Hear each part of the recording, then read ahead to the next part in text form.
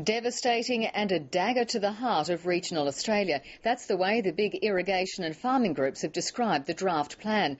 Those communities losing up to half their water say they can't sustain a decade-long drought, and now this. For all the details, environment reporter Sarah Clark joins us from Griffith in the Riverina. Yes, Juanita, this region will be one of the hardest hit. Griffith is facing cuts of up to 43% of their water allocation.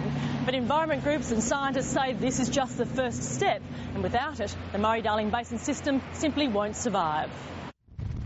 It was the figure irrigation communities had feared.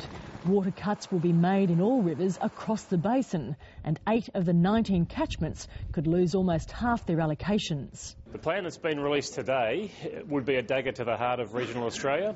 The cuts start at 15%, and while the southern end will lose the most, the top end didn't escape either. The Guida and Namoy could lose more than a third. And if water goes, farmers say so too do jobs and fresh produce, and food prices can only go up. There's that air of uncertainty out there that means, is there a future for this community? Will we be able to go forward? And I think a lot of people will conclude that they won't be able to go forward. But the key driver behind these reforms was to fix the mistakes of the past and save the basin from collapse. Environment groups say too much water has been taken for too long, and the federal government had no choice. This is a once-in-a-lifetime opportunity for us to get both the environment and the economy of the Murray-Darling Basin onto a sustainable footing. Bird numbers have been down, fish have been dying, wetlands have been drylands, and over-allocation has been compounded by drought. Under this plan, scientists say a balance can be achieved. I think we need to understand that a healthy environment actually underpins our industries. But today's guide is just that, and the water battle doesn't end here.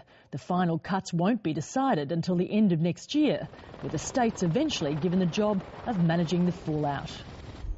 Sarah, what happens now? Do basin communities get a chance to respond to this? Yes, today marks the beginning of a 16-week consultation period whereby those basin communities will get a chance to make their concerns known. Now, the first meeting begins in Griffith next week on the 14th of October. Then we have Narrabri on the 20th, Moree on the 21st, and then we have Forbes and Burke on the 5th of November. So this is the beginning of a very long process. And when does the water sharing plan actually come into effect? Look, that will be some time. Basically, today was a guide to the draft. The draft plan will be unveiled at the beginning of next year, and the final plan, which will reveal the final figures for those catchments, will be released at the end of 2011. And of course, then the new water sharing arrangement plan has to come into effect. In New South Wales, that will be 2012. And Victoria is the last one to come on board. That's on 2019. So as you can see, it's a very long negotiating process before this new water plan comes into effect. OK, thanks, Sarah. Environment reporter Sarah Clark reporting.